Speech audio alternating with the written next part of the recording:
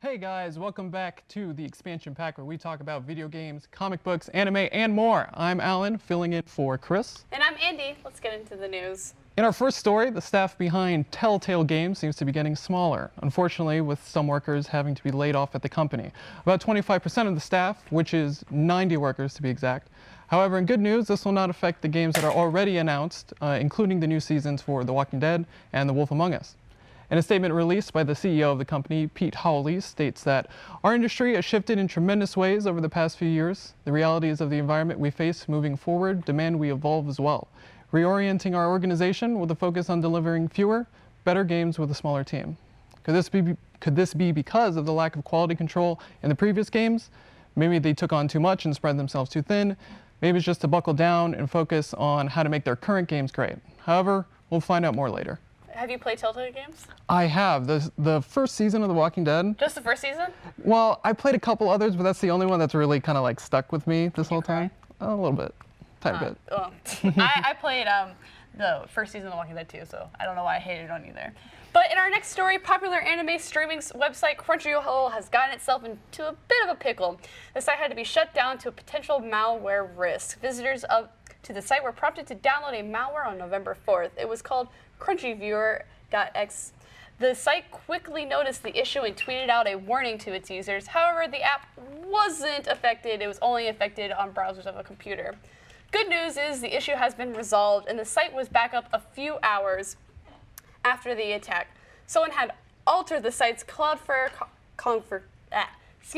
causing the initial prompt. But if you worried that your information might have been tampered with, the parent company of Crunchyroll announced that user data was not compromised. If you're one of those people who fell for the trick, you might have some hope if you didn't run the file. If you did, there are some steps you can take to help it. And I will post a link down below of the blog post saying what you can do to prevent yourself from getting more malware in you. In better news, Grand Theft Auto 5 has shipped 85 million copies, as announced by Take-Two yesterday. This report has now made the game the U.S. best-selling video game ever. This report is based on physical and digital copies of the game. GTA 5 was originally released over 4 years ago, so this is a big deal. The game has been on 42 out of 50 monthly top 10 charts, so this game, I think we can all say, is pretty successful. It is very successful. Even if GTA has its own issues, they were still able to ship out 10 million units in just a 9-month period. So big congrats to Rockstar and GTA. You did it. You did it. So now we wait for Red Dead. I know we said something about GTA Online, and that's the only, I think, downfall of GTA. But that's not their fault. I think it's more of a hacker and people being people. I would say it's like a perfect game other than GTA. The story mode is great, but yeah. I mean, they still have more work to do. Let's hope Red Dead turns out better. Yeah, but in more congratulations is to be given out. Over the past weekend, we had 2 huge tournaments. In the esports world, the popular MOBA League of Legends had its World Championship, and the winner was declared. Congrats to Team Samsung Galaxy. They went 3-0, defeating SK in the finals. This was a huge victory for SSG because SK were the previous winners of the championship the past 2 years. So congrats to all the teams who participated. But bigger congrats to SSG. But that wasn't the only World Championship that went on this weekend. Overwatch had its World Cup at BlizzCon, which I'm jealous I didn't get to go to. With many countries coming together and competing, our 3rd place bronze winner was Sweden, silver was Canada, and the winner of gold was South Korea.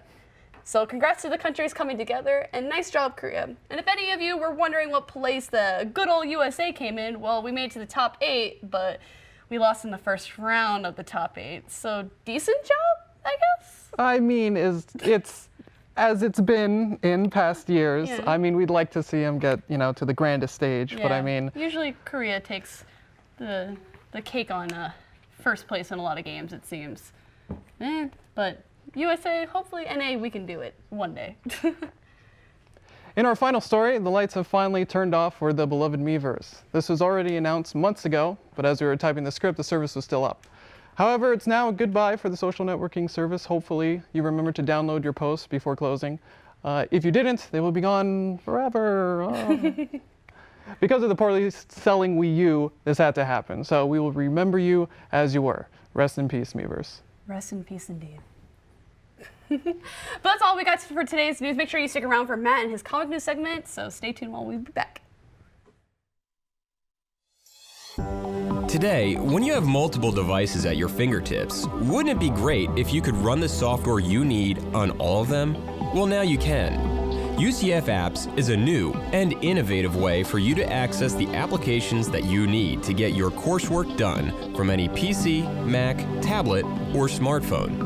For more information or to give your input on UCF Apps, go to apps.ucf.edu.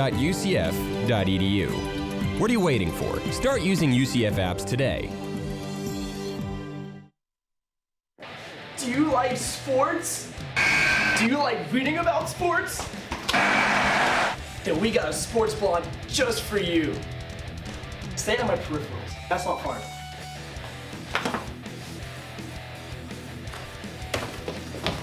Hitting the field. The first student-run sports blog. For sports fans. By sports fans. See, it's all about the product shot. Where do you want me to stand? Don't talk though. I want them to see the whole. Hitting the field. We cover football. We cover basketball. And so much more. He's out. By sports reporters. And Meech. What up? Watch the show and read the sports blog.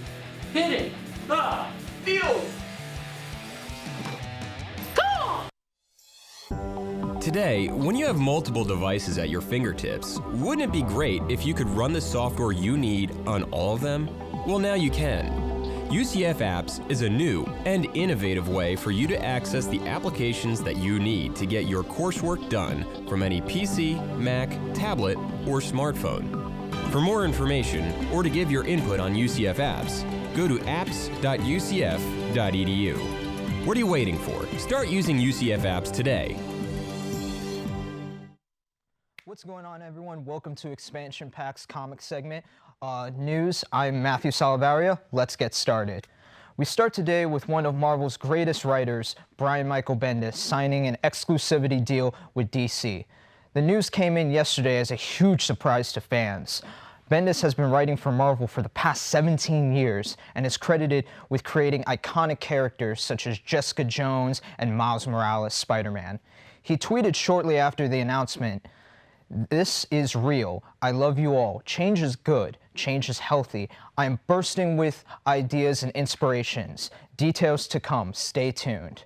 From all your hardcore Marvel fans, you will be truly missed. And from all the DC fans out there, I know they'll be glad to have you on board.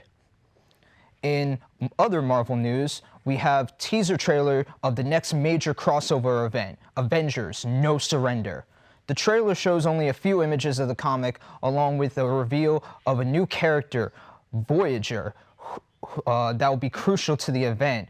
We also got a statement from Marvel's SVP of Publishing, Tom Brevoort, saying that No Surrender is kind of both a rallying cry for what the Avengers are facing and kind of a statement of fact. There is no surrender in this, because this is a do-or-die situation. The major villain that will be the one to force the Avengers into this event is still unknown.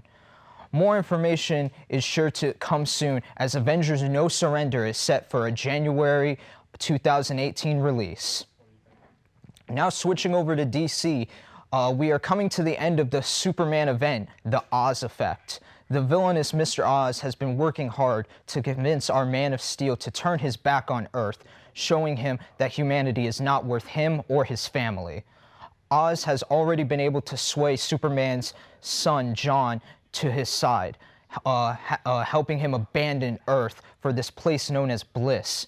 Bliss is described in the comic as a place where extraordinary people can live free and not need to hide who they truly are.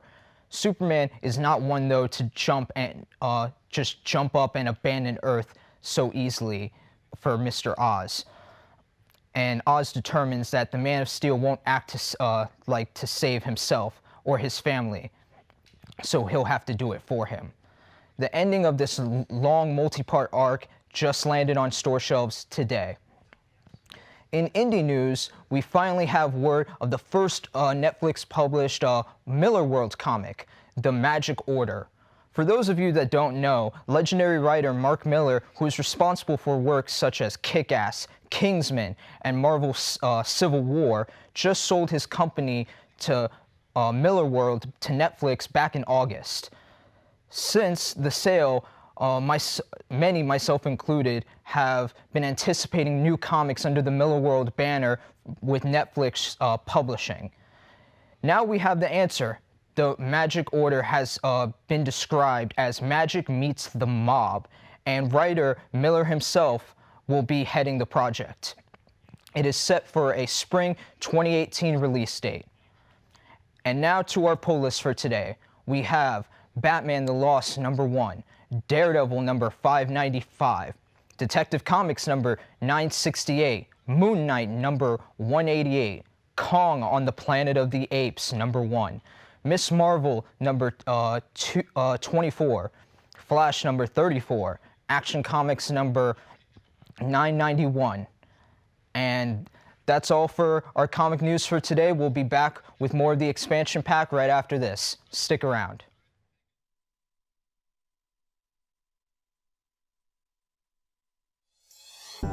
Today, when you have multiple devices at your fingertips, wouldn't it be great if you could run the software you need on all of them? Well, now you can. UCF Apps is a new and innovative way for you to access the applications that you need to get your coursework done from any PC, Mac, tablet, or smartphone. For more information or to give your input on UCF Apps, go to apps.ucf.edu. What are you waiting for? Start using UCF Apps today. Do you like sports?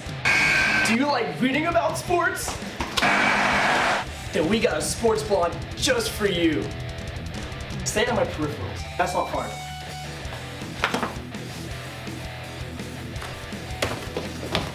Hitting the field.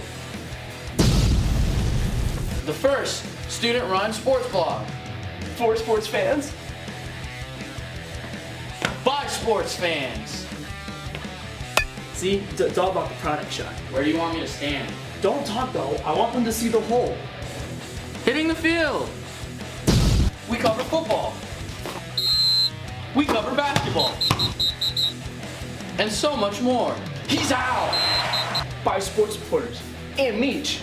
What up? Watch the show and read the sports blog. Hitting the Field. Today, when you have multiple devices at your fingertips, wouldn't it be great if you could run the software you need on all of them? Well, now you can. UCF Apps is a new and innovative way for you to access the applications that you need to get your coursework done from any PC, Mac, tablet, or smartphone. For more information or to give your input on UCF Apps, go to apps.ucf.edu. What are you waiting for? Start using UCF Apps today. Welcome back, guys. We're going to be not doing a discussion in this part, but today we're going to actually be doing an interview with the local UCF Gaming Knights, which is we'll get into it. I'll let you guys describe you, but we have Emery and Jamie with me now. So, what is the Gaming Knights? So Gaming Knights, I guess, is an organization at UCF. We are, I think, the largest non-Greek life organization on campus, and we basically play games. Our members basically host LANs once or twice a month. We also have other events like bowling nights, field days, and we just try to bring people together who like different kinds of games, PC games, console games, board games, mobile games, handheld games. We kind of do everything. That's honestly, I didn't know that you guys were the biggest besides being Greek. Yeah, we actually have over 100 paying members this year. Oh, that's awesome. Now I want to introduce you guys individually. So, Emery, what do you do for the Gaming Knights? Currently, I'm the president of Gaming Knights. I've been here for a couple years. Just a couple years? When did the Gaming Knights start is what I want to know. Gaming Knights started in 2013 as a merger between Console Knights and LAN Knights. Oh, okay. So it's a merger between two different groups. And I came in the following year, so in 20... So after the merge? Yes, right after the merge. So Jamie, what do you do for Gaming Nights? So I'm the PR director. Nice. I'm basically in charge of every social media. So you got to make sure that the word gets out, good marketing, and make sure that no one does anything bad to the Yes. name of the Gaming Knights. Exactly. So I wanted to bring you guys on here because I know that you guys have an event that you host every single year.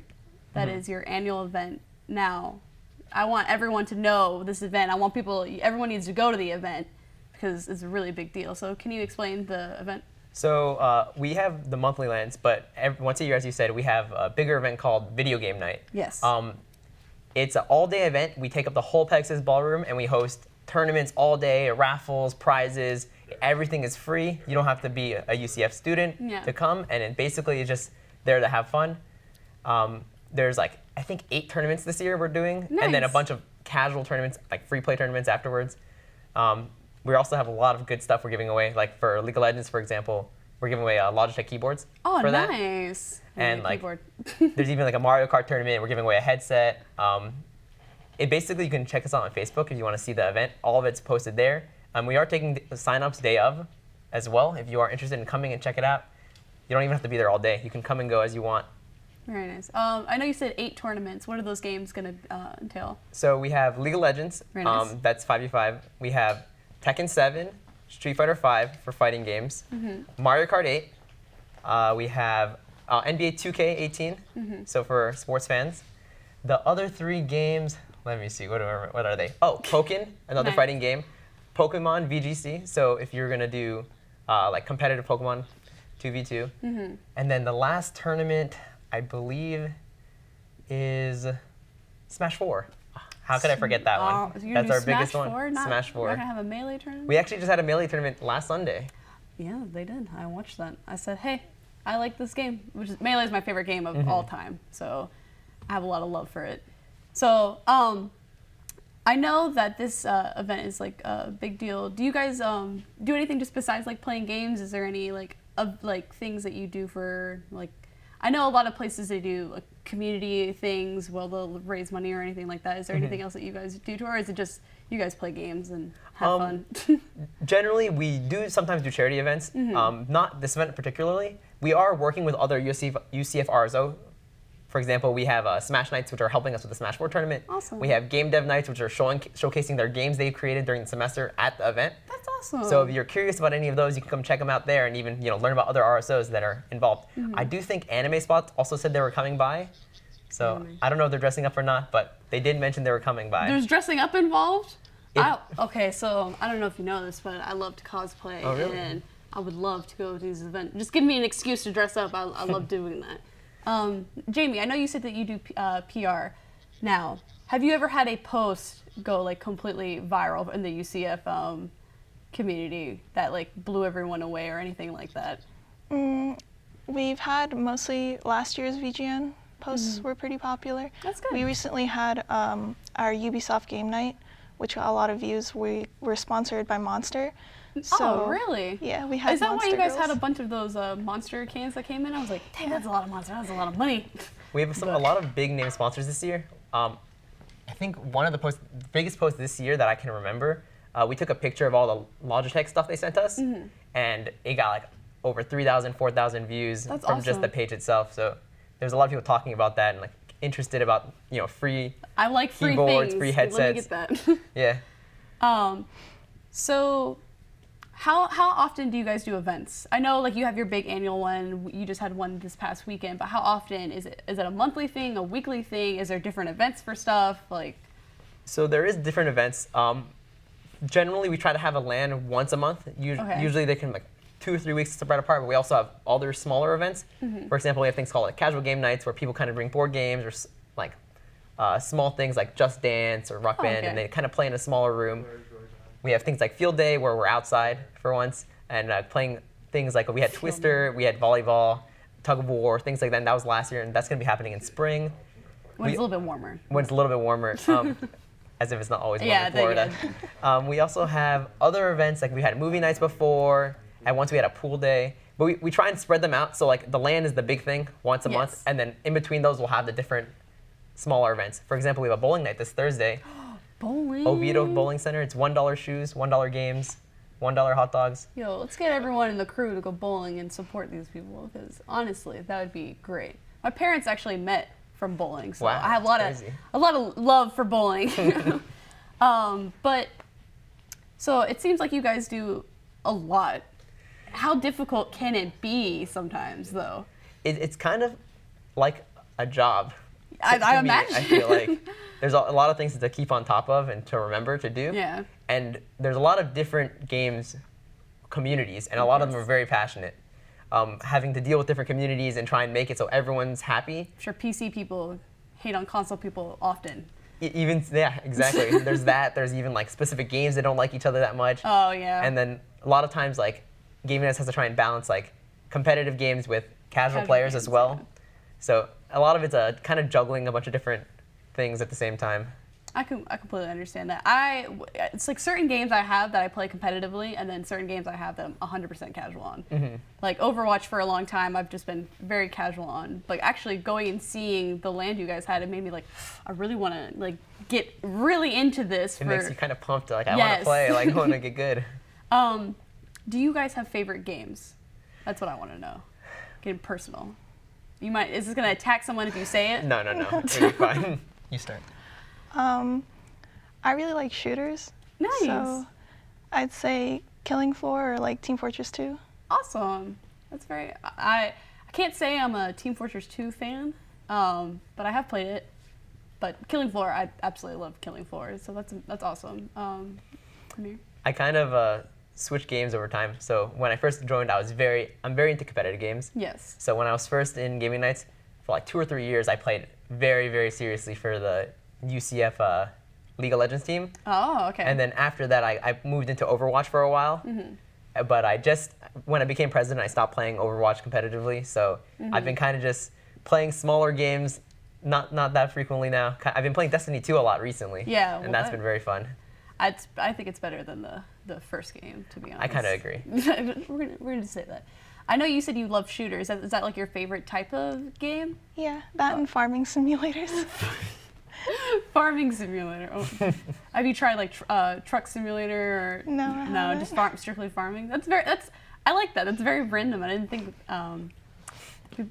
Is it like a very big deal? Is it a big deal like with farming simulator? Like. It's like mostly the Harvest Moon series. Okay. I understand what you're saying. Animal Crossing, Stardew Valley.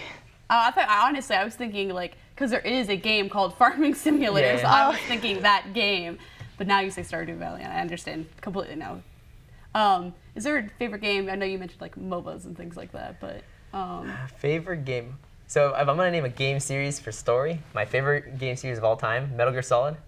I played all the games. I know Matt would agree with you there. Amazing game series, 100%.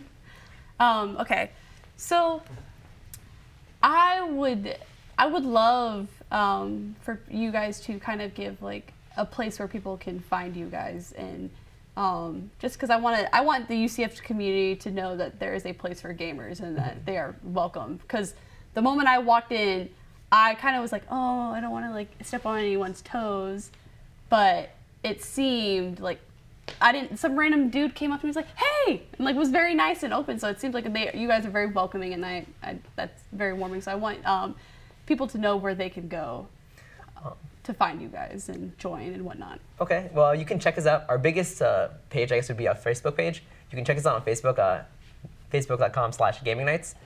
We also have a like page, which is Gaming Nights at UCF. And then even if you don't use Facebook, we're on like almost, I think, every social media. We have a GK Twitter, we have GK Instagram, Gaming Nights Snapchat.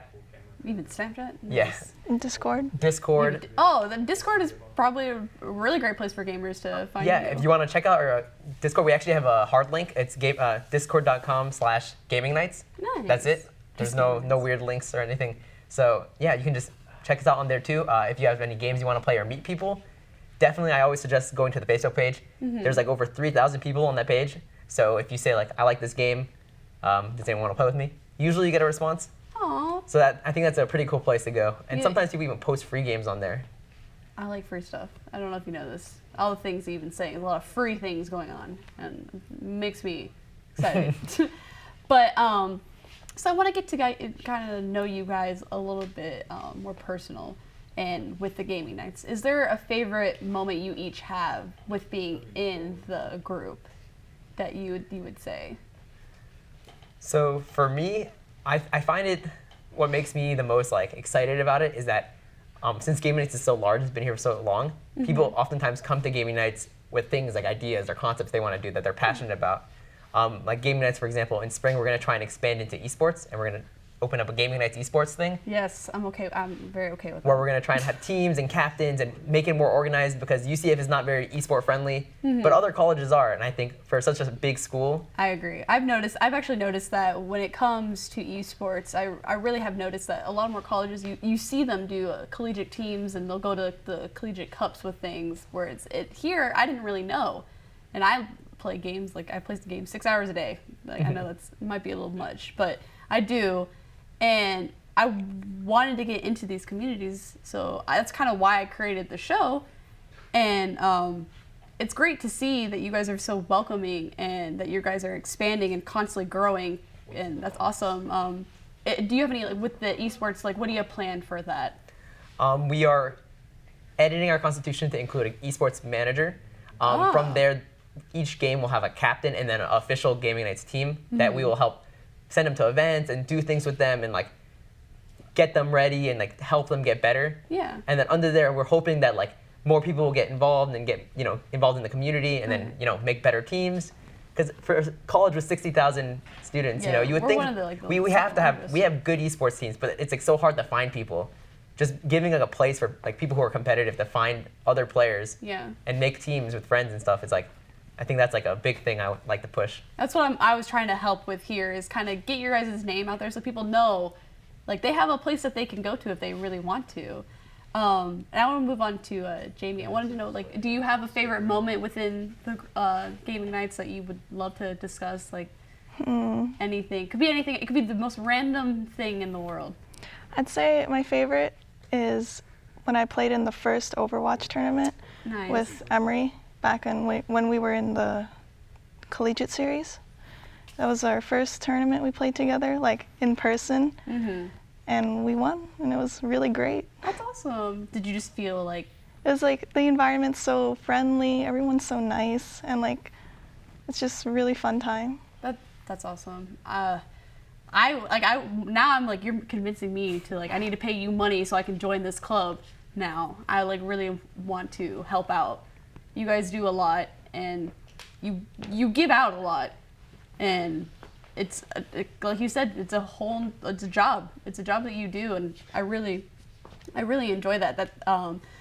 So I just want to kind of wrap things up a little bit.